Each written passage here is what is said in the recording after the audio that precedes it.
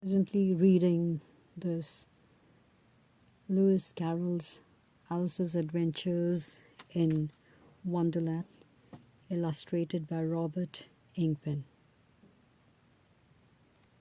The publishers are Sterling, and it's wonderfully illustrated by Robert Ingpen.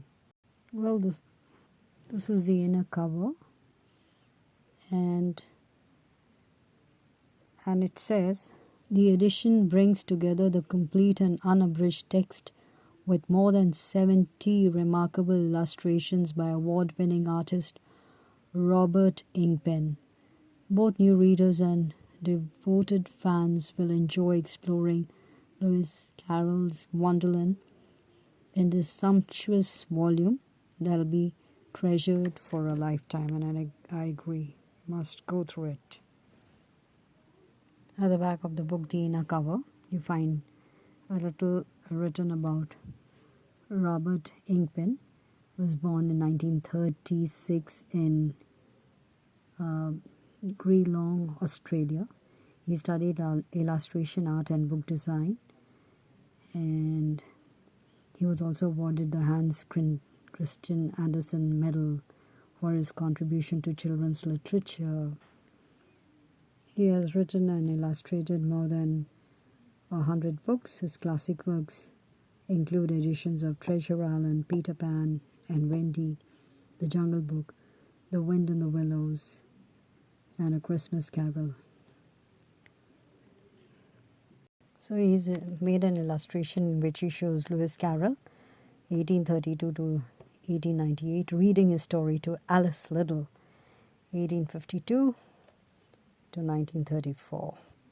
Back cover here shows the tea party, Mad Hatter's Tea Party. You can see that. And that is the ISBN for you. You must get hold of this book to go through the illustrations inside. For me, it has been a rereading, and I'm always drawn to that timeless appeal that it has as a classic. As a kid, we just enjoyed the humor or the bizarre instances. So, because as a kid, it sparks creativity. It did. And as you grow old, it's nostalgic. There is fun on surface, ludicrous, but has deeper themes beneath. Authority struggles you can find. Once you reread and you find so many things. Identity crisis, which resonate across ages. It's a classic, and it has been being adapted in various languages or cultures, in stories and films like Disney films, plays across the globe, and that has kept it alive. Lewis Carroll's absurd world inspires thinking outside the box. It sort of makes you understand chaos. You embrace uncertainty. Questioning norms are like the life lessons, and then you finding your voice in all of this. And he has shown it through the imaginative world, whimsical creatures, absurd logic, and you really meet strange creatures. And we do notice constant size change of Alice, the protagonist. It sort of points out to self-discovery, and then you have like Mock Turtle's sad story, nostalgic creatures. He's a nostalgic creature rather, once a real turtle. Missing sea life, the reeling and writhing. Reeling and writhing. Longing for the past. We all have that.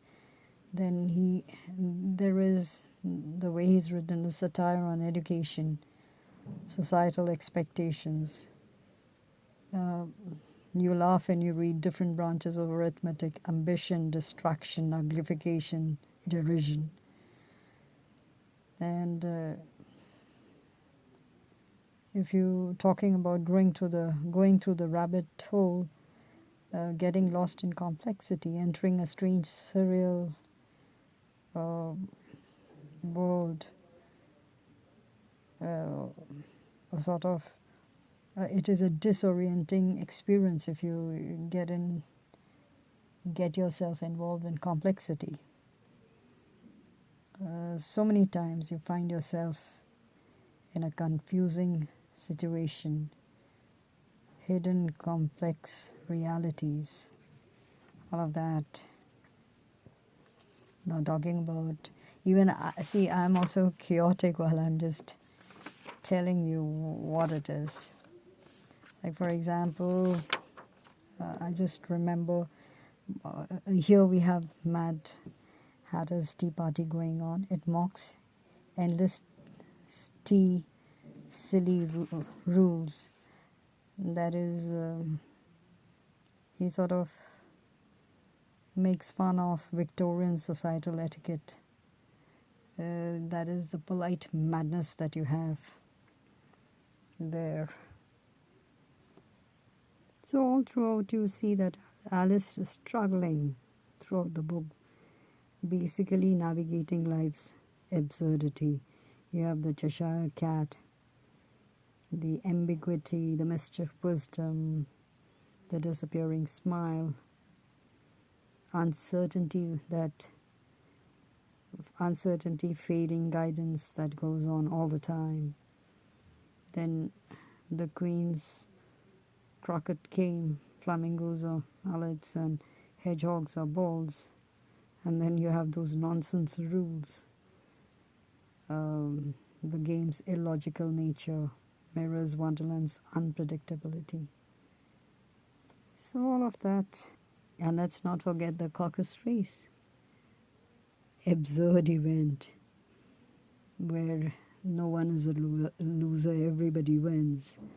Mockery of pointless competition, societal expectations, absurdity of rigid structure, and sort of everyone's different path is valid when you look at it at the end of the day.